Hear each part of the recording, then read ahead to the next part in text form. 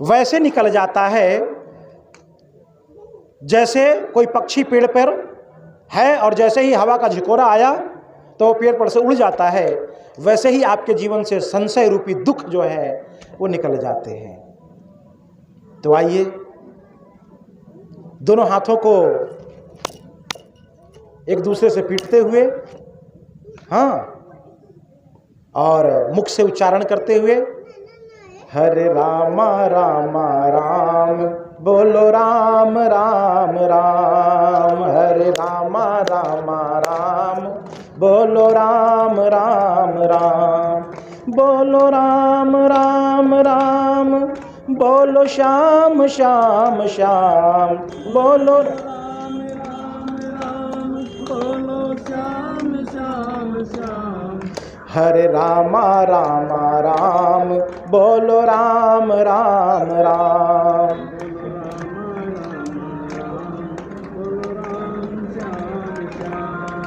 हरे राम राम राम बोलो राम राम राम,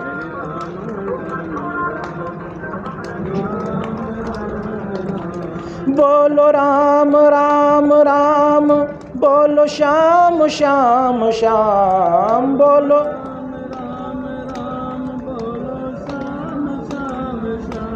बोलो राम राम राम बोलो श्याम श्याम श्याम, बोलो राम राम राम बोलो श्याम श्याम श्याम, हरे राम राम राम बोलो राम राम राम,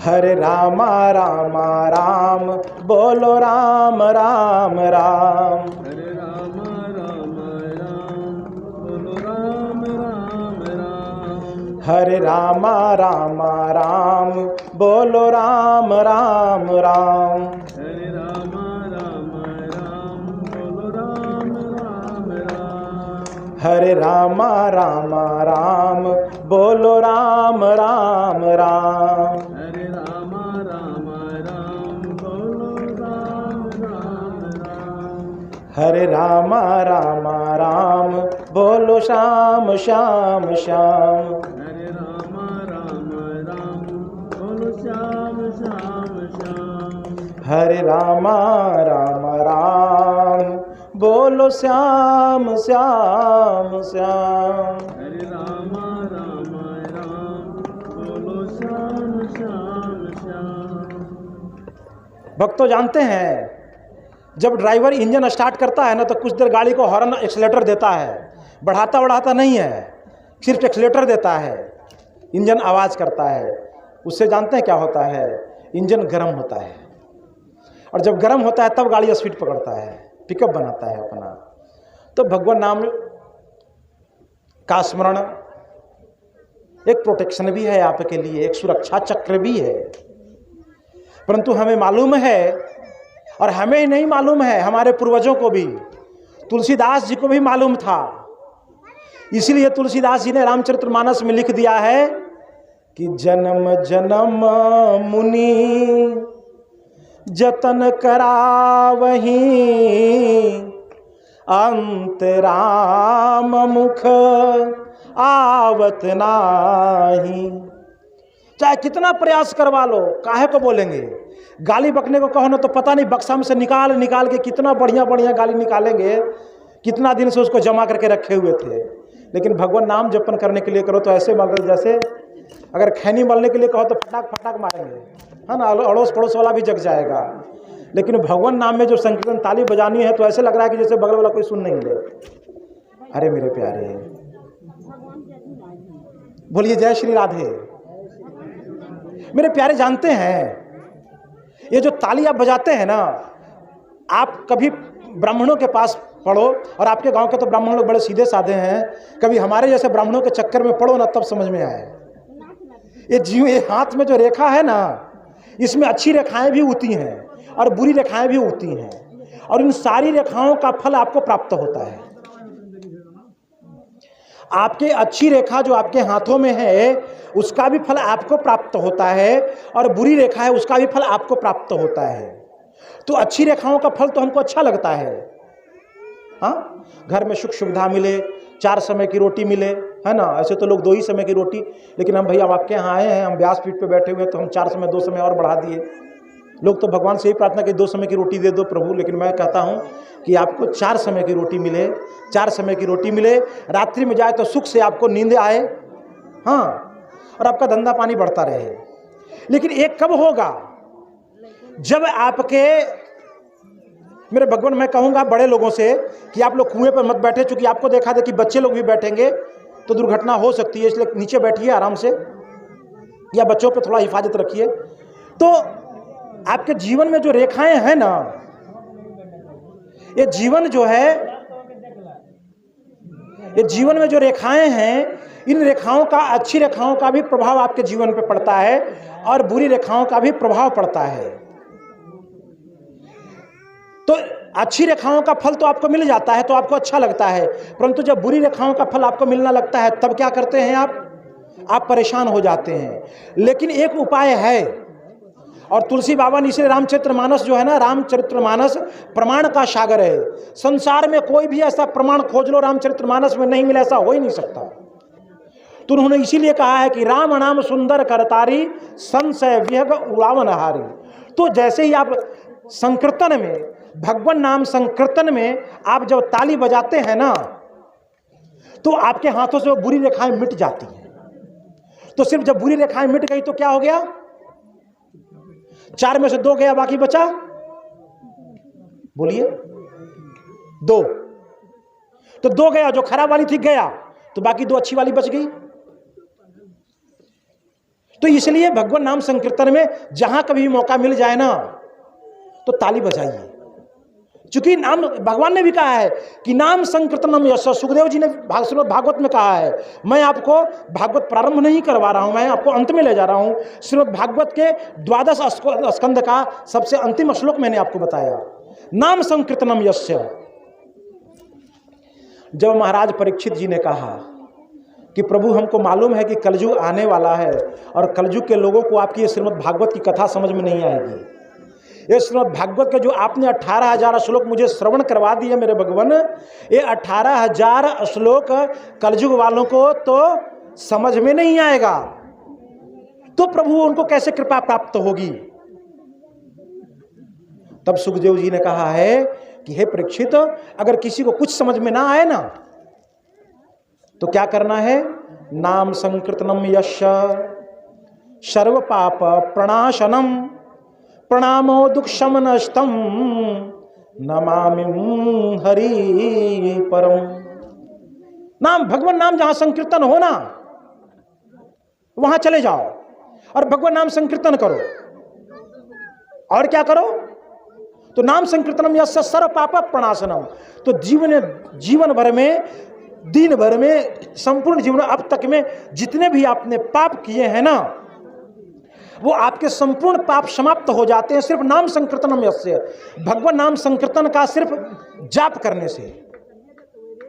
और अगर गलती से प्रणाम कर लिया तो प्रणामो दुख समनस्तम, और अगर प्रणाम कर लिया तो क्या होगा, आपके संपूर्ण दुखों का नाश हो जाएगा। प्रणामो दुख समनस्तम नमामि हरि परम। और भगवान नाम को, भगवान को अगर प्रणाम कर लिया आपने, अपने श्रेष्ठ जनों को आपने प्रणाम कर लिया ना, भगवान अपने बड़ों को प्रणाम कर लिया, अपने इष्ट को प्रणाम कर लिया, अपने आराध्य को प्रणाम कर लिया, तो आपको नमामि हरि परम। परम किसको कहते हैं, जो सबसे ऊंचा हो, उसके बाद कुछ हो ही नहीं, लास्ट। और हरि किसको कहते हैं, हरा इति हरि, जो हर ले, तो आपके संपूर्ण पापों को हर लेते हैं। भगवान नाम संकीर्तन एक ऐसा संकीर्तन है जो आपके संपूर्ण पापों को हर लेता है, प्रणाम आपके दुख को समाप्त कर देता है, और आपको परम पद की प्राप्ति होती है। उस सर्वेश्वर की कृपा से परम पद की प्राप्ति होती है। लेकिन आजकल तो हम लोग संकीर्तन करना भी नहीं चाहते हैं। अगर डीजे का डांस शुरू हो जाए, भंगड़ा शुरू हो जाए, तो कुछ भी ना मिले ना तो सिर्फ ढोल भी बजना शुरू हो जाए ना बाराती में, तो लोग नाचना शुरू कर देंगे। लेकिन अगर भगवान नाम संकीर्तन हो ना, तब तो नाचना बड़ा बुरा लगता है। अरे बगल वाला देख लेगा, पता नहीं क्या कहेगा। अरे मेरे प्यारे, जब तुम वो क्या होता है उसको थोड़ा सा ले लेते हो, उसके बाद जब नाचते हो तो सब देखता है। थोड़ा सा लीटर लेने के बाद जब नाचते हैं आप तो सब देखता है, और वो देखता है जिसको नहीं देखना चाहिए वो भी देख लेता है। लेकिन एक भगवान नाम संकीर्तन में आप नाच नहीं सकते हैं, इसलिए नाचना चाहिए। भगवान नाम संकीर्तन का है। अब तो प्रणाम भी बदल गया है मेरे भगवान। शास्त्रों ने 3 प्रकार के प्रणाम बताए हैं। प्रणाम, सबसे उत्तम प्रणाम क्या है? साष्टांग, अर्थात दंडवत लेट के, जिसको हम लोग दंडवत कहते हैं। दंड मतलब लाठी और वत मतलब जैसा। लाठी को गिराइए तो लाठी का भी कोई पर ऊंचा नहीं रहता है, सब जमीन पर सट जाता है। इसको बोलते हैं दंडवत प्रणाम। साष्टांग अर्थात 8 अंग से लेकर के, पैर के अंगूठे से लेकर के और सर तक, ये जब उसके चरणों में शरणागत हो जाता है उसको साष्टांग प्रणाम कहते हैं। और जब वो साष्टांग प्रणाम करता है ना, तो चाहे कितना बड़ा भी क्रोधी व्यक्ति हो, आप बहुत बड़ा अपराध कर दिए हैं और उसके पास जाकर उसके चरणों में गिर जाइए ना, तो आपके ऊपर वो क्रोधी, चाहे कितना बड़ा भी क्रोधी हो, कितना बड़ा भी दुराचारी हो, लेकिन आपको वो क्षमा कर देगा। आपके ऊपर दया तो खा ही लेगा। विश्वास नहीं होता है। शास्त्र यही प्रमाण देते हैं। जब कंस जो है, कंस देवकी के रथ को अपने हाथों से हाँक रहा है, अपने पिताजी को बंदी खाने में बंद करके, और स्वयं राजा बन गया। और राजा बनने के पश्चात भगवान जेल में बंद करने के बाद स्वयं राजा बन गया। और राजा बन करके उसने अपने राज्य में एक नियम लागू किया। नियम लागू क्या किया कि भाई हमारे राज्य में कोई पूजा पाठ हवन यज्ञ नहीं करेगा, भगवान नाम संकीर्तन नहीं करेगा। हमारी पूजा करो ना, सबसे बड़ा मैं हूं। उसकी देवकी उसकी बहन है, सौतेली बहन। लेकिन अच्छा, उसका राज्य भी उसका नहीं है, ये उसके चाचा का राज्य है। लेकिन जबरदस्ती उसने अपने चाचा को भी जेल में बंद किया और बंद करके स्वयं राजा बन के बैठ गया। बोले आपके तो कोई पुत्र है नहीं, तो उसके बाद मेरा ही होगा। तो जो मेरा है ही है तो उसके पहले ही ले लेते हैं, आपके देने से पहले हम ले लेते हैं। वो चीज ही जब मेरा है तो फिर आपसे पूछना किस बात का। चलो आप किनारे हटो। खुद राजा बन गया। प्रजाओं में बड़ा विद्रोह हुआ। धीरे धीरे सुनसान तो शुरू हो ही जाता है ना। आप अच्छे कर्म करो तो भी आपकी वाहवाही होती है, और आप बुरे कर्म करो तो भी आपकी वाहवाही होती है। तो प्रजाओं में प्रजा लोग कंस की शिकायत करने लगे, कुछ प्रजा नारुष्ट भी होने लगी।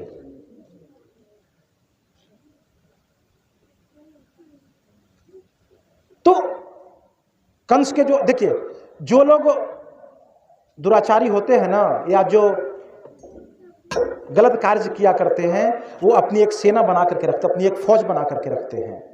तो कंस ने भी सारे लोगों को ट्रांसफर, जैसे देखते नहीं है सरकार जब मुख्यमंत्री बनते हैं, कोई नया मुख्यमंत्री बनते हैं तो सारे विभाग को ट्रांसफर कर देते हैं। यहाँ के डीएम साहब को उठा करके वहाँ, वहाँ के डीएम साहब को उठा के यहाँ के एसपी को उठा के वहाँ, वहाँ के एसपी को उठा के वहाँ, अपने हिसाब से व्यवस्था बनाते हैं। नहीं, जो मेरे लायक है वो मेरे पसंदीदा जगह पे जाएगा।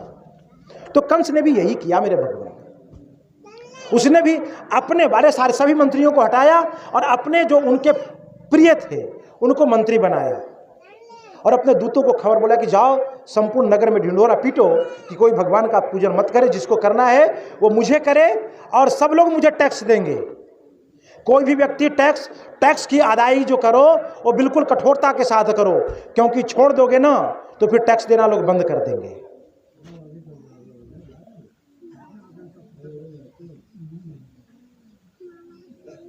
लोग गए, टैक्स देना प्रारंभ किए, परंतु जिसकी जितनी सामर्थ्य थी उससे ज्यादा टैक्स लिया जाने लगा। तो मेरे भगवान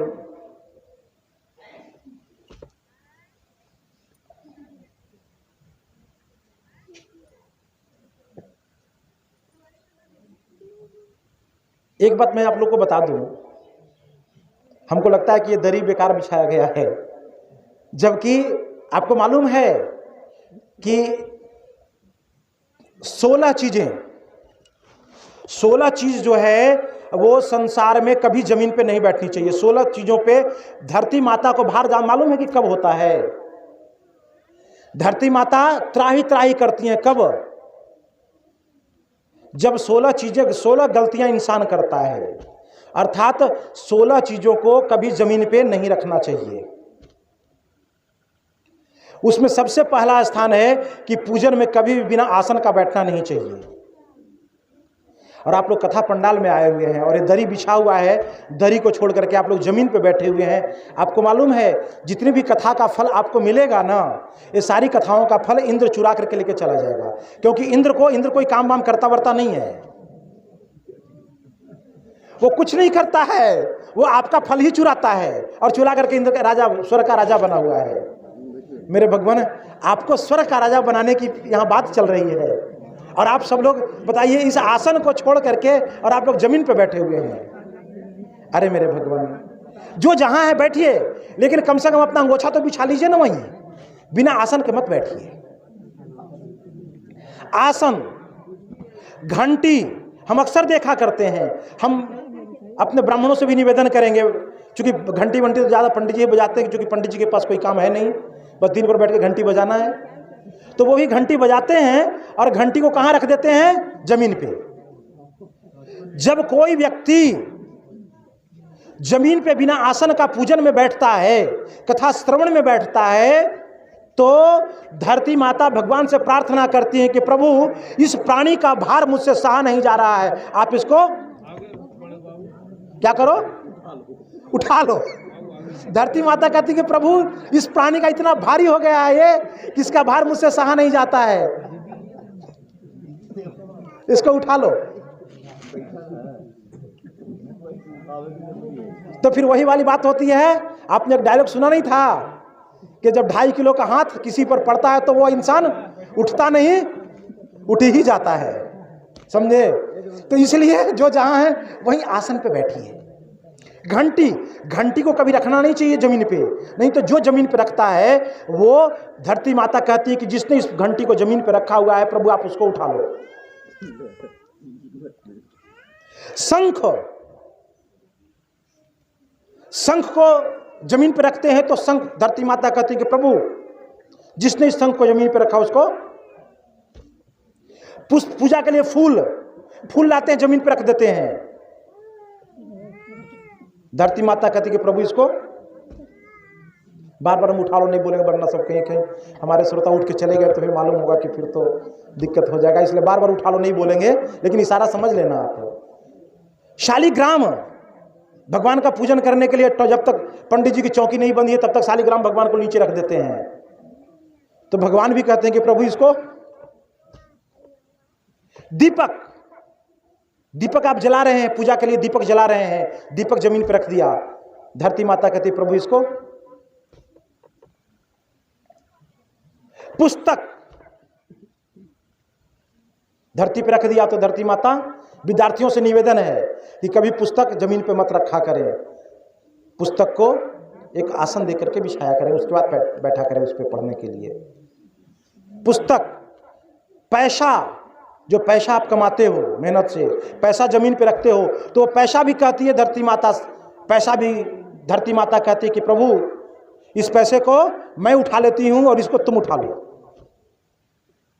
तो ऐसे 16 पदार्थ हैं जिनको जमीन पे नहीं रखना चाहिए, इसलिए कभी भी जाइए, जहां भी जाइए तो बिना आसन का कभी बैठने की एक आदत डाल लीजिए, बिना आसन का कहीं बैठना ही नहीं है। और एक बात और भी है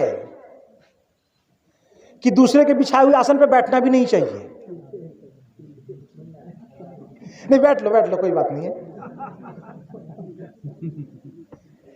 आसन अगर किसी ने बिछा दिया बहुत अच्छी बात है, लेकिन आप बैठिए, लेकिन थोड़ा सा उसको हिला डुला दीजिए। ये ज्ञान की बातें बता रहा हूं मैं आपको।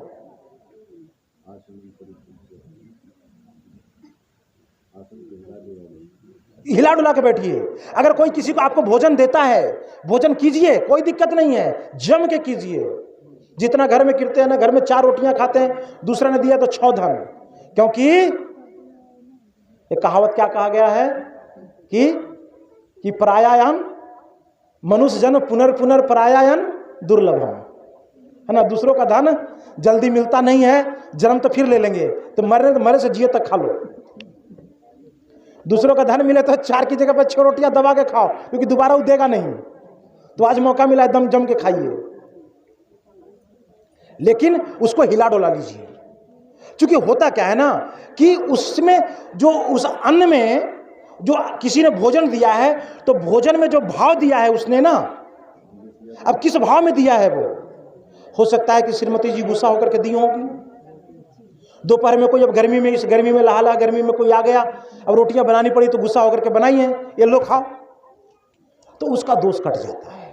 अगर कोई किसी ने काला जादू कर दिया है, टोना टोटका करके दिया हुआ है, आपने उसमें कुछ जादू टोना करके भी दिया हुआ है, तो अगर उस थाली को आप हिला डोला करके खाओगे ना, तो फिर कहो तो बिल्कुल करो, खाओ, जम के खाओ, कहीं कुछ होने वाला नहीं है आपको। तो भगवान, ये सब चीजें ज्ञान की बातें हैं, ये सब चीजें कथा पंडाल में मिलेगी। तो मैं ये कह रहा था कि जब आप दंडवत की बात में कह रहा था कि तो कंस ने क्या किया कि कह दिया कि आप अपने गुप्तचरों से पता लगवाया कि भाई मेरे राज्य में कैसा चल रहा है। उन्होंने कहा कि प्रभु, धीरे धीरे आपके प्रति राज्य में विद्रोह उत्पन्न हो रहा है। तो कंस ने कहा कि तब क्या करना चाहिए, तो कुछ ढोंग करना चाहिए। हाँ, एक दिखावा, जैसे आजकल के करते हैं, जब चुनाव आता है तो लोग करते हैं, अंदर चाहे जितना भी काला हो, ऊपर का कुर्ता बिल्कुल सफेद। लेकिन उनको मालूम नहीं है मेरे प्यारे कि दाग किस में लगता है। उजले कपड़े में ही तो दाग लगता है। तो आप चाहे जितना दिखा लो, लेकिन वो ढोंग करते हैं। आप चुनाव के बाद आपके पास मिलेंगे नहीं वो।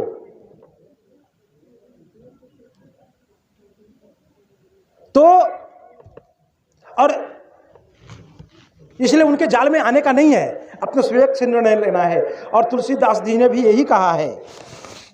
तुलसीदास जी ने कहा है कि इन सब लोगों की बात बिल्कुल नहीं माननी चाहिए। किनकी बात नहीं माननी चाहिए, तो बातुल भूत विवश मतवारे, इनके कहे न करे विचारे।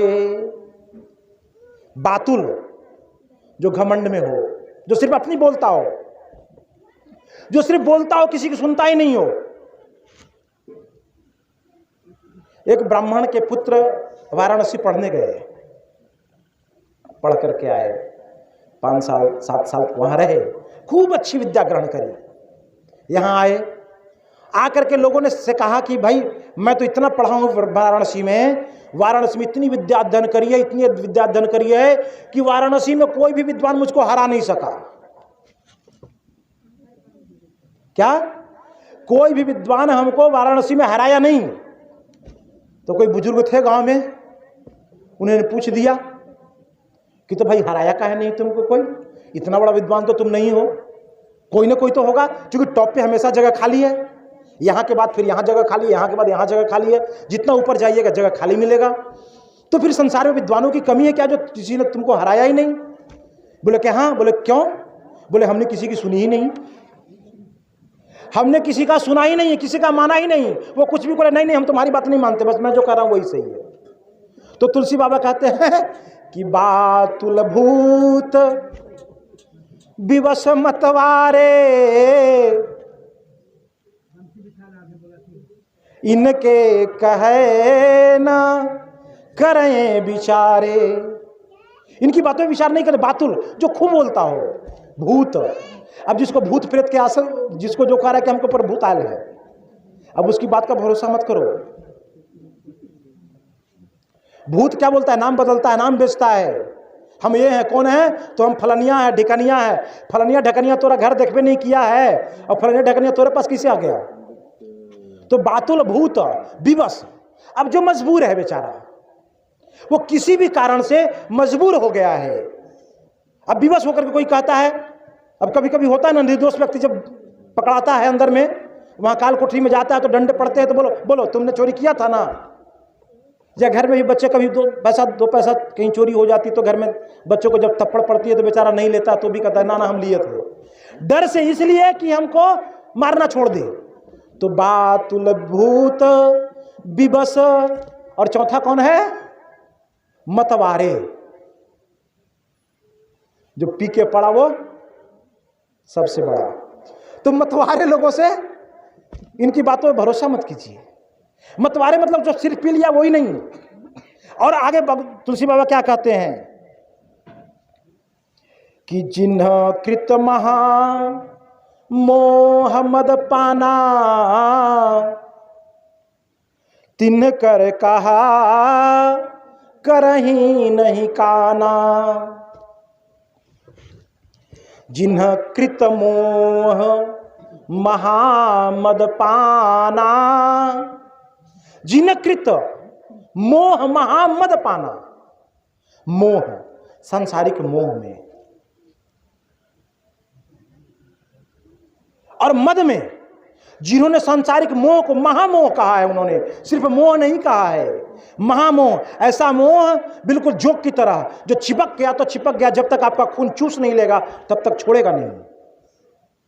बिजली की करंट की तरह अगर लग गया तो जब तक आपके शरीर से पूरा खून चूस नहीं लेगा तब तक आपको छोड़ेगा नहीं।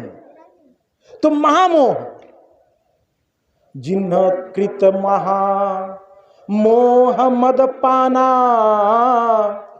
और क्या? मद, जिसको अभिमान हो गया है।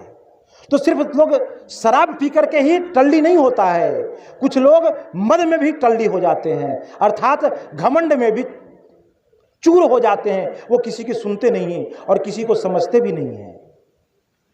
तो तुलसी बाबा कहते हैं कि ऐसे लोगों को जिन्ह कृत महा मोह मद पाना, तिन कर कहा धरे नहीं काना। तो वैसे लोगों की बात को सुनना ही नहीं चाहिए। तुलसी बाबा कहते हैं कि इन लोगों की बात का कभी ध्यान नहीं देना चाहिए, और न इन लोगों की बात को पर विश्वास करना चाहिए, और न जैसा ये लोग कहें वैसा करना चाहिए।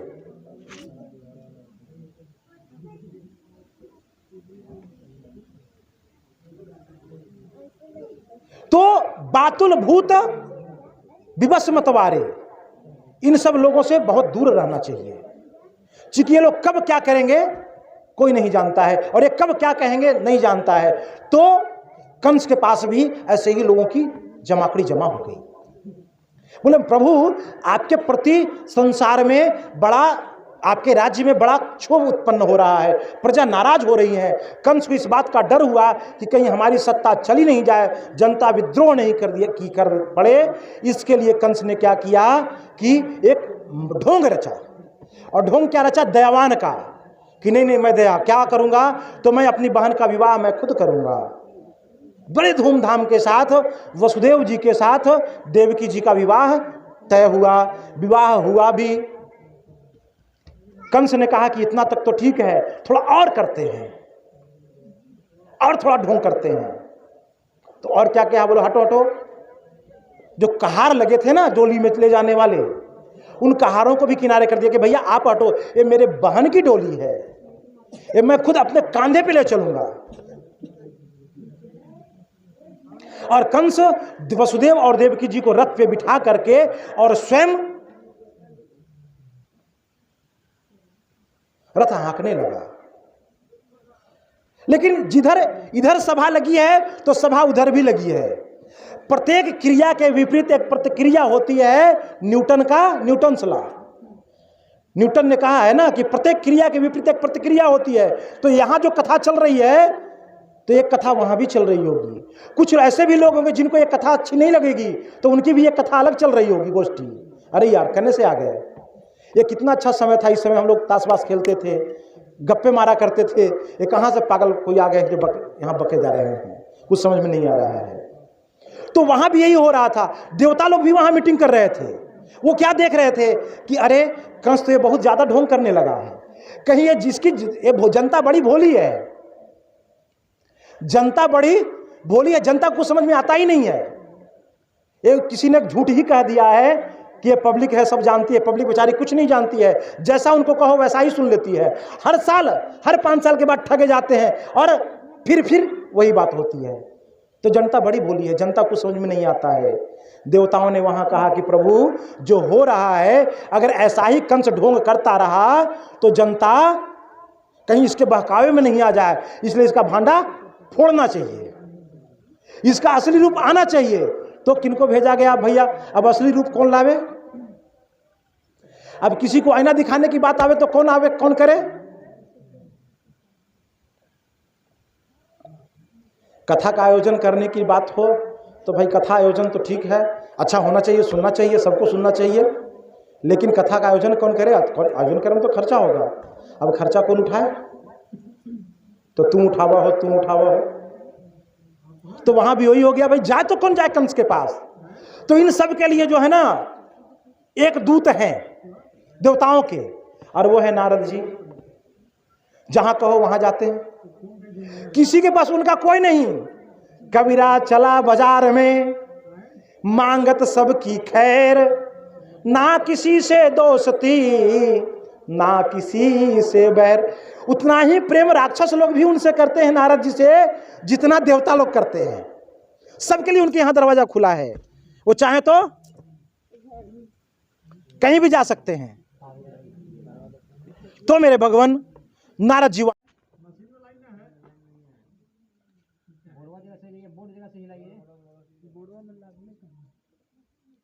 श्री राधे,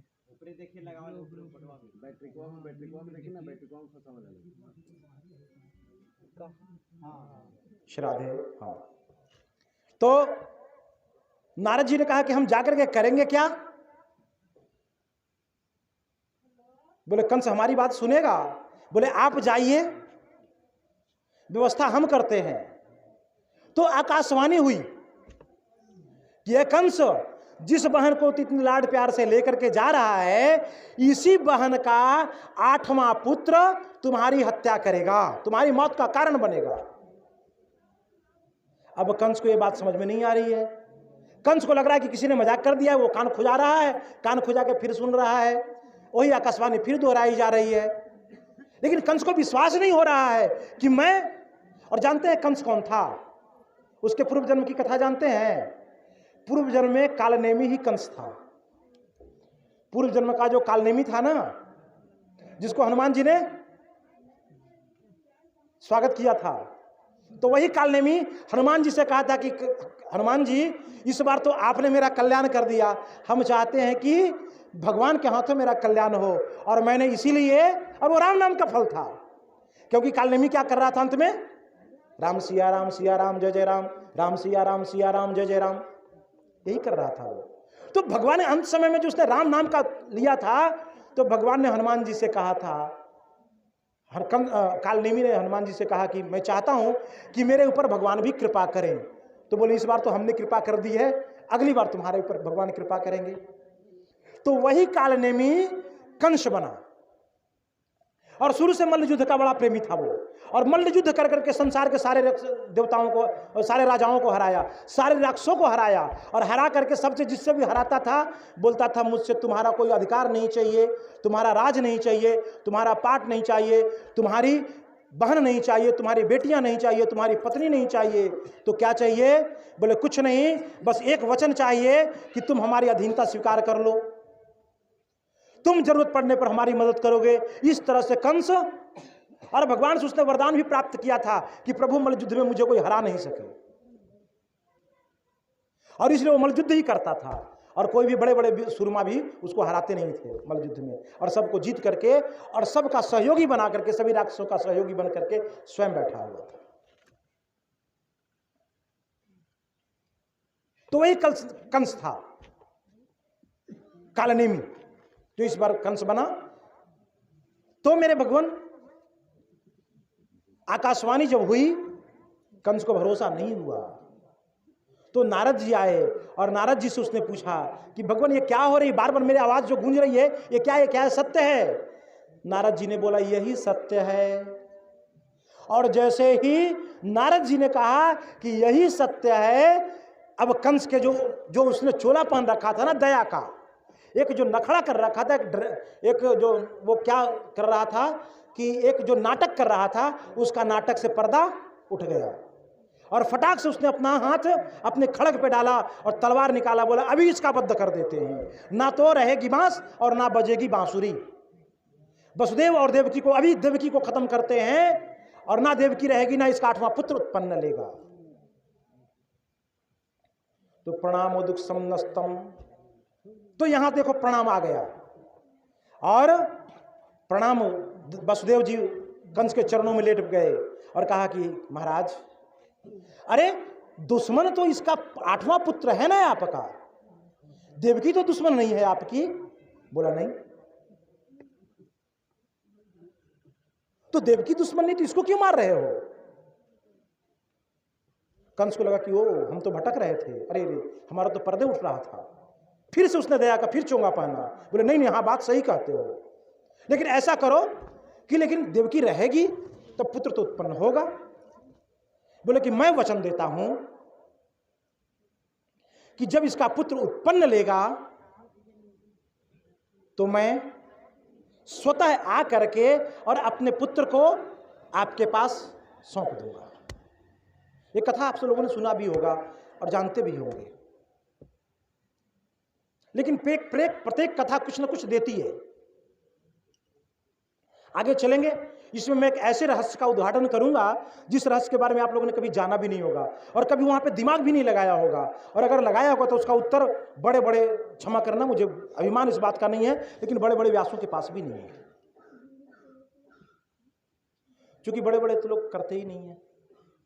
वो तो मंझे हुए खिलाड़ी हैं, कहाँ छूते हैं कहाँ से निकलते हैं पता भी नहीं लगता लोगों को। तो मेरे भगवान, लेकिन हम जैसे छोटे व्यास पूरी कथा, पूरी भागवत पढ़ते हैं और पूरी कथा को सुनाना चाहते हैं कि भाई जितना ज़्यादा से ज़्यादा दे सकें, क्योंकि हमको तो अपनी पब्लिसिटी करवानी है ना, हमको अपनी पब्लिसिटी करवानी है। इसलिए तो मेरे भगवान, कंस को लगा कि अरे ये तो बहुत ज़्यादा हो रहा है, फिर से नाटक में आ गया वो, बोले कि हाँ बिल्कुल सही कह रहे हो, नहीं नहीं इसको नहीं मारेंगे लेकिन वचन देना पड़ेगा। वसुदेव जी ने कहा कि बिल्कुल मैं वचन देता हूं कि मेरे जितने भी पुत्र होंगे उन सारे पुत्रों को मैं आपके पास ला करके दे दिया करूंगा।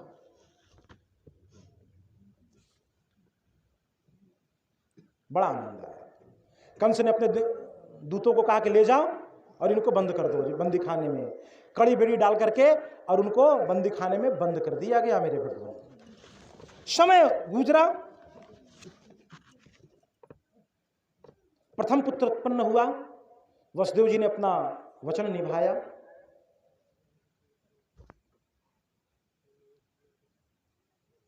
कंस के पास गया, कंस लेकर के जाता है, कंस के पास लेकर के वसुदेव जी जाते हैं और कंस को कहते हैं कि महाराज ये मेरा प्रथम पुत्र है, लीजिए मैंने अपना वादा निभाया है, अपना वचन पूरा किया है, लीजिए यह पुत्र मैं आपको समर्पित करता हूं। कंस उनकी निष्ठा पर बड़ा प्रसन्न हुआ। उसके जो कर्मचारी थे, लघुए भगुए जो थे, उन लोगों ने वाह वाह किया। कंस को लगा कि थोड़ी दया और दिखानी चाहिए तो प्रजा मेरी तरफ और ज्यादा आकर्षित होगी। कंस ने कहा कि वसुदेव जी, मैं आपके स्वामी भक्ति से और सत्य प्रतिज्ञता से बहुत प्रसन्न हूं, लेकिन मैंने जब आकाशवाणी में सुना है कि 8वां पुत्र मेरी मृत्यु का कारण बनेगा, यही है सत्य है ना? अपने कर्मचारियों से पूछा, कर्मचारियों ने कहा कि हाँ बिल्कुल सत्य है, यही सत्य है। तो फिर जब 8वां पुत्र करेगा तो फिर इन पुत्रों की हत्या क्यों करें हम, इनका पाप क्यों ले? कंस ने मन में विचार किया और दया दिखाई, बोले वसुदेव जी ले जाइए इसको, मुझे इससे मतलब नहीं है, मुझे जब 8वां पुत्र होगा मुझे 8वां पुत्र चाहिए। वसुदेव जी बड़े प्रसन्न हुए, लेकिन उसी समय नारद जी फिर पहुंच गए। अब नारद जी अब क्यों पहुंचे? अब नारद जी यहां देख रहे हैं कि पापियों का पाप का घर। देखो एक चीज तो होती है कि पुण्य की, कभी देखा है आप लोगों ने पुण्य की क्या होती है, पाप की क्या होती है?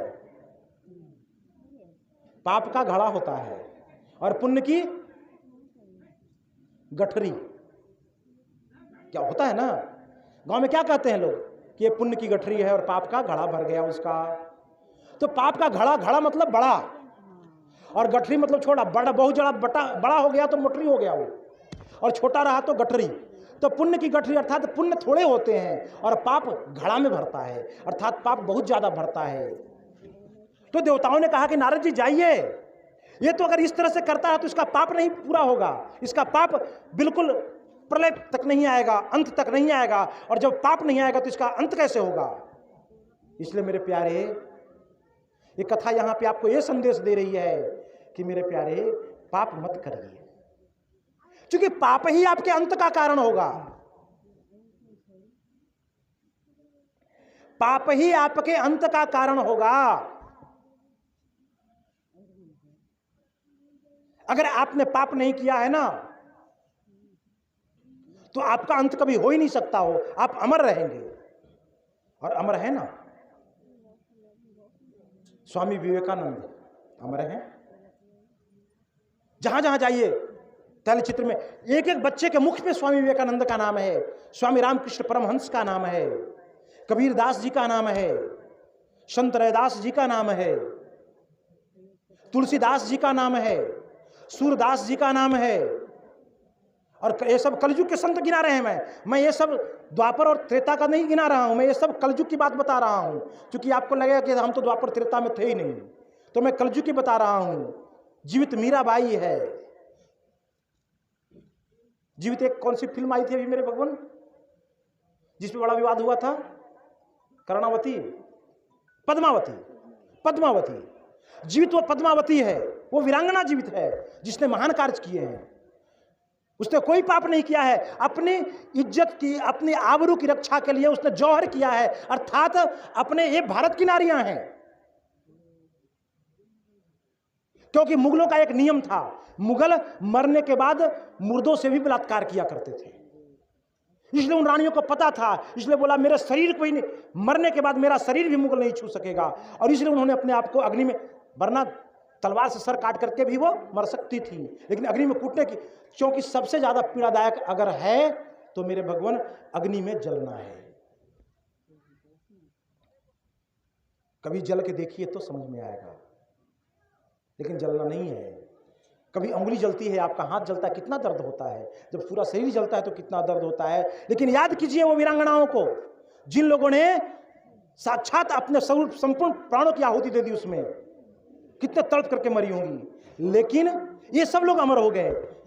तो वैसे आप भी करिए, पाप करेंगे ना तो आपका अंत निश्चित होना है। कौन याद रखता है आपको? अगर हम कुछ संसार के लिए नहीं करके जाएं तो हमको कौन रखेगा? शंकर स्नानंद जी स्वामी जी को कौन याद रखेगा?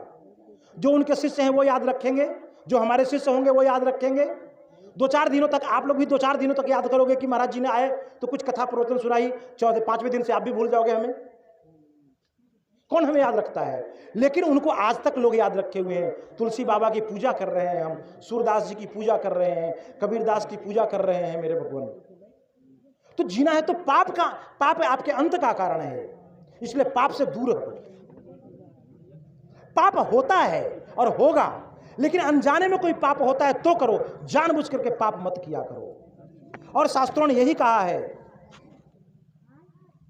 कि अष्टादश पुराणेषु व्यासस्य वचनद्वयम् परोपकाराय पुण्याय पापाय परपीडनम। महर्षि वेदव्यास जी ये कह रहे हैं, और आपके तुलसी बाबा क्या कह रहे हैं? परहित सरस धर्म नहीं भाई, पर पीड़ा सम नहीं अधमाई। अधम कहते सबसे नीच, तो परहित दूसरों के ऊपर उपकार करना, व्यास जी ने यही कहा है, परोपकाराय। और यहां परहित का मतलब भी परोपकार ही है। तो परोपकाराय पुण्याय, परहित सरस धर्म नहीं भाई, और पापाय परपीड़िनम, और पर पीड़ासम नहीं अधमाई। तो दूसरों को कष्ट देने से बड़ा कोई पाप नहीं है, और दूसरों पे उपकार करने से बड़ा कोई पुण्य नहीं है मेरे भगवान। तो इसलिए पाप से दूर हटिए, पाप से दूर, जानबूझ के कोई पाप मत कीजिए ना। गलती से हो जाए, जैसे गलती से पाप कैसे होता है मालूम है आपको?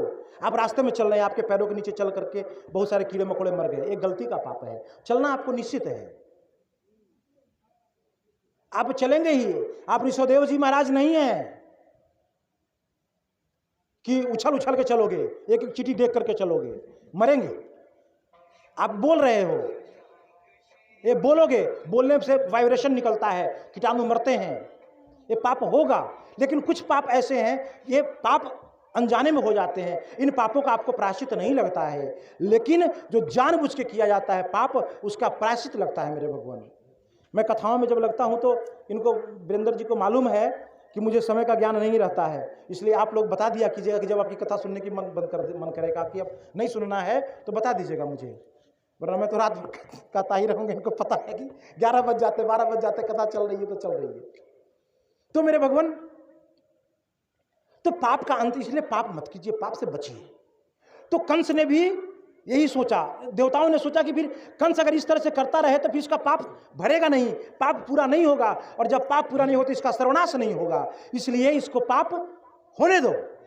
तो नारद जी को भेजा, और नारद जी जा करके आकर के कहते हैं, एक कमल का फूल लिया, और कमल का फूल लेकर के कहा कि कंस, बोला हाँ महाराज जी आइए देवर्षि, बहुत प्रणाम है आपको, बैठिए विराजिए। महाराज ने कहा कि कंस, मुझे एक चीज़ समझ में नहीं आ रही है कि जरा इन फूल की जो पंखुड़ियाँ हैं ना कमल की, इन पंखुड़ियों को गिन करके मुझे बताओ कि इसमें से एक कौन सा है, पहला कौन सा है और 8वां कौन सा है। कंस ने बोला ये कौन सी बड़ी भारी बात है, आइए गिन के दिखाते हैं। बोला 1 2 3 4 5 6 7 8। नारद जी ने बोला, नारद जी एक से आगे बढ़ गए, बोले 1 2 3 4 5 6 7 8। तुमने 8 इसको बोला था, ये तो 8 नहीं है, तो 8वां 1 हो गया। कंस ने कहा नहीं फिर से गिनते महाराज, गलती नहीं होगी, बिल्कुल गिन के फिर बताते हैं। फिर गिना, वो 1 2 3, धीरे धीरे करके नारद जी ने पूरे कमल की पूरी पंखुड़ियां उसको गिनवा दी, और उसके बाद उनसे पूछा कि अब बताओ कि पहला कौन सा है और 8वां कौन सा है। तब कंस ने कहा, ओ समझ गए नारद जी, आप क्या कहना चाह रहे हैं। बोले वही तो हम तुमको तब से समझाने की कोशिश कर रहे हैं, तुम समझ ही नहीं रहे हो। अरे मेरे प्यारे, किसी को मत छोड़ो, क्योंकि ये 8वां, पहला यही 8वां हो सकता है ना। यहां से शुरू करोगे तो ये 1 होगा, और यहां से शुरू करोगे तो 1 होगा, तो ये 8वां हो जाएगा। तो कंस ने कहा कि हाँ ठीक कहते हैं, अर्थात किसी को नहीं छोड़ना। बस वसुदेव जी जा ही रहे थे, रास्ते में पुल्ला पकड़ के उनके हाथों से छीना, और छीन करके उस बालक को पत्थर पे पटक करके नारद जी बोले हाँ अब काम हुआ है। और इस तरह से करके 6 पुत्र समाप्त हो गए। 7वें की बारी आई, और 7वें में आए संकर्षण देव जी महाराज, संकर्षणानंद जी महाराज, अर्थात मैं नहीं, वो बलराम जी। संकर्षण, बलराम जी का भी नाम संकर्षण है और मेरा भी नाम संकर्षण है। तो बलराम जी की बारी आई। बलराम जी शेषावतार माता देवकी के गर्भ में आए, और जब से ही माता देवकी के गर्भ में आए तो सिर्फ चारों तरफ जो है ना, कंस के किला में सिर्फ सर्प ही सर्प दिख रहे थे। खिड़की खोले तो सर्प, बाथरूम जाए तो सर्प, सोने जाए तो सर्प, भोजन करे तो सर्प, आंखें बंद करे तो सर्प, सिर्फ सर्प ही सर्प दिख रहे हैं। भाग करके देवकी और वसुदेव जी के पास गया, वहां भी देखे फुफकार मारे हैं। देवकी की आंखों से ऐसा लग रहा है जैसे साक्षात वहां से नाग निकलेगा और इसको डस लेगा।